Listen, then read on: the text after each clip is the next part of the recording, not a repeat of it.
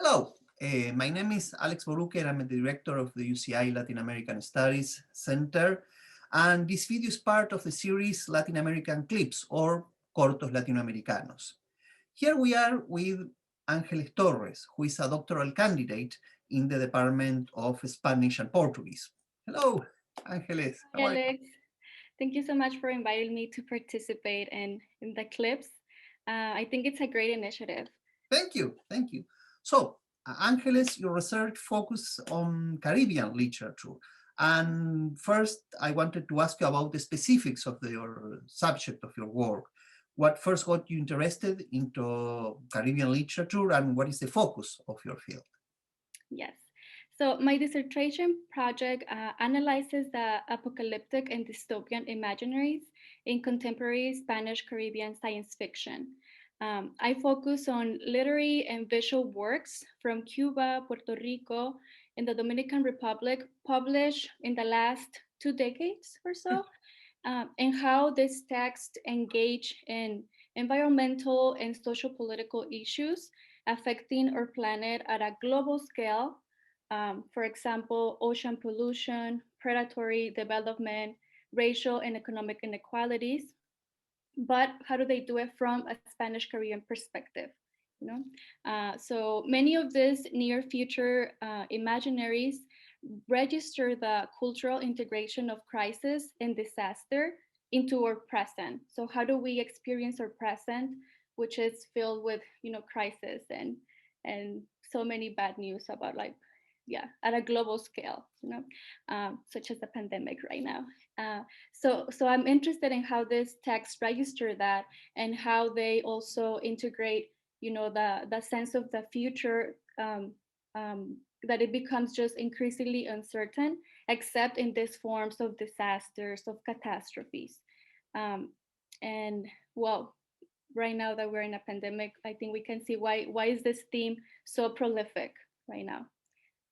So initially, my research, um, I was interested in on urban cartography on the cities and how a sense of place and belongingness shape alternative uses of public spaces.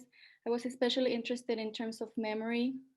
The city as a palimpsest of different layers of meanings and how individuals make sense of this. All like encompassing meanings within one place.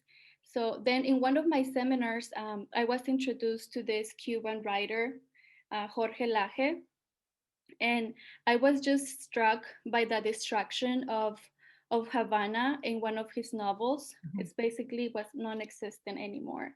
So the image of the novel was this transnational freeway ravaging through Havana, or what was left of it, to connect Cuba with La Florida, so with the U.S. In an honest, yeah, like in a near future, but not specific. So this very dire image really sparked my interest to search for other contemporary novels that were also portraying similar dystopian imaginaries. And again, like how is this like or just our present seems, present sense of time and our relation to future is just so pessimistic and so Mhm. apocalyptic, right? And I think one of the things that was very important for me was, are they really talking about the future, or is it more about our present conditions, and how is it that our present is shaping how we visualize and how we interpret, our sense to future? So I Mhm. was very interested in that. So, so studying these dystopian scenarios led me to science fiction. So I was surprised, happily surprised, by the long tradition of science fiction in Latin American literature. It dates back to the late 18th century, and although it's not considered a serious genre, and it's often overshadowed by, other more prominent or canonical genres such as lo fantástico, so the fantastic, magical realism, definitely. Um, so even though this is not considered serious, I was also interested. Why is that? Why is that we don't study it at schools? Why is it that it's considered just, like popular genre, not seriously to be critically examined or analyzed? Um, so I part of my research and part of my preparation for my qualifying exams was to understand this more broader picture of the genre in Latin America, and also how there has been recent interest and a growing interest in the genre also in academia, especially in the US. And there has been many studies in the last 2 decades, trying to rescue some of these works, early works, and also they call this like retro labeling them as science fiction, even though they were not considered at that time science fiction. There are works from Borges, from Lugones, that are now retro labeled as science fiction, which is pretty impressive, because on the one hand they're trying to like map a genealogy of the genre, but also in relation to important figures in literature that sort of like also gives it more recognition and more value to an undervalued genre.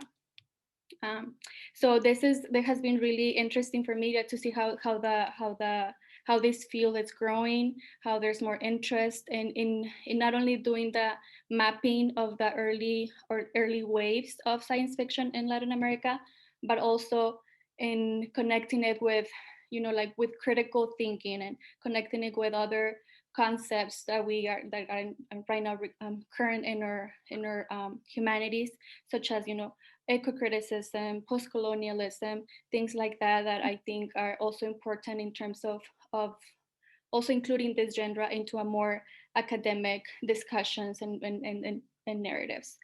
Um, so also I think part of the diffusion of the genre that has been important is the translation of works. So that is also huge, I think, because if these works were not first recognized as science fiction, if these are hard to find, and then if they're only in Spanish, well, that also like it reduces the diffusion and the capacity for other non-Spanish speaker like audiences to even be aware of them, or to read them, or to study them in an academic setting. Um, and I think there's still a lot of work to be done. I think this what I find very exciting is that has a lot of momentum right now. There are being published recent works, on Latin American science fiction, such as Cosmos Latinos, which has a translation of these works of some of these works into English. Also, there's the emergence of Latin America science fiction, with more like a genealogy and a mapping of the genre. And then there's also the Latin American science fiction theory and practice, which has this other like focus, more academic, approach to science fiction. Great.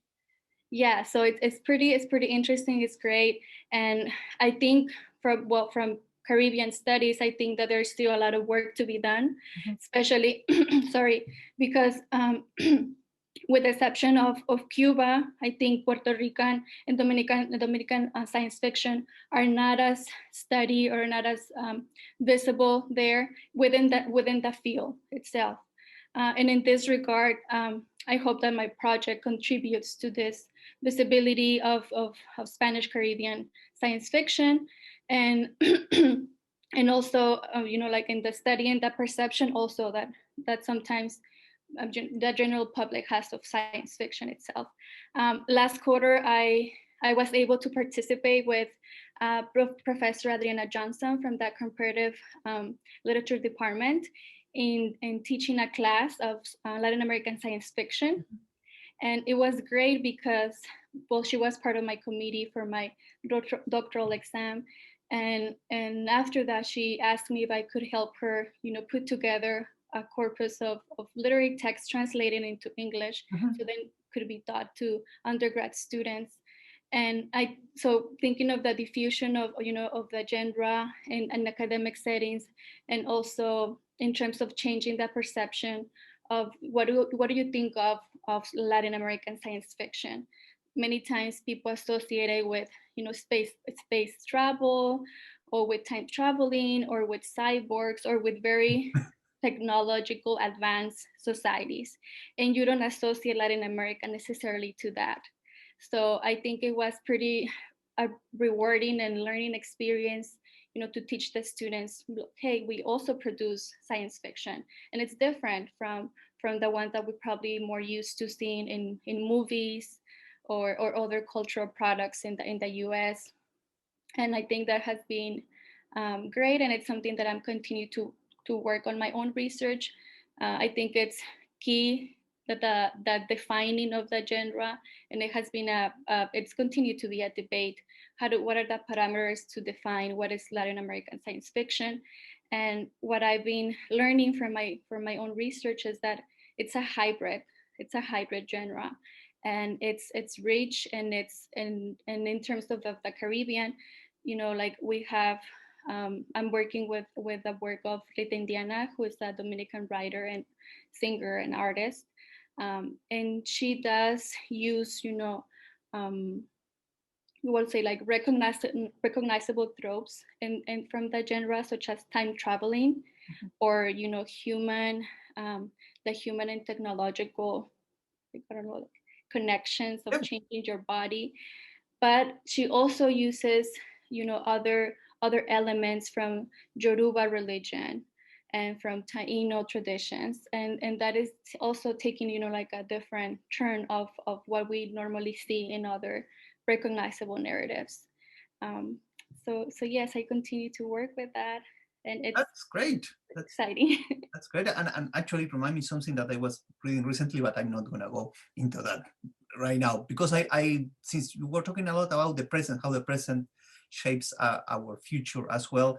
I wanted to ask you specifically how this present that we're living through shapes your teaching and research, particularly from a doctoral student in Spanish and for grad students in general in Spanish, in which your teaching involves a lot teaching Spanish as a foreign language, not just teaching literature, but it's like something of the bottom bread, if I'm correct, in that you teach Spanish, and how the teaching a foreign language has been adapted to this. So there is the part of your teaching and in the pandemic, in the plague, but also the issue of your research as well. Yes, no, so definitely it's been a challenge, I think, for everybody. You're either, students or instructors, professors, to adapt to the online setting. Um, I think as graduate student, you have both ways. You are a student who still has to complete work and to complete your research and things like that, but you're also teaching. And for me, I think that last year when this breakout, like we had, it was, yeah, in the Yeah, yeah, spring quarter that's that we went fine.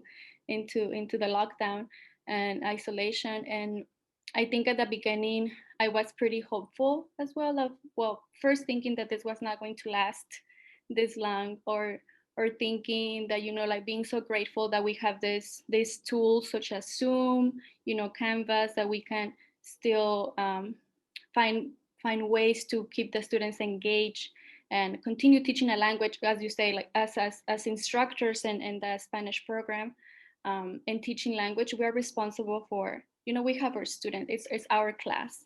So we're teaching 23 or so students, lesson planning, and and it's essential for a program, like to have the students talk. So a lot of it is like practice, like on hands practice.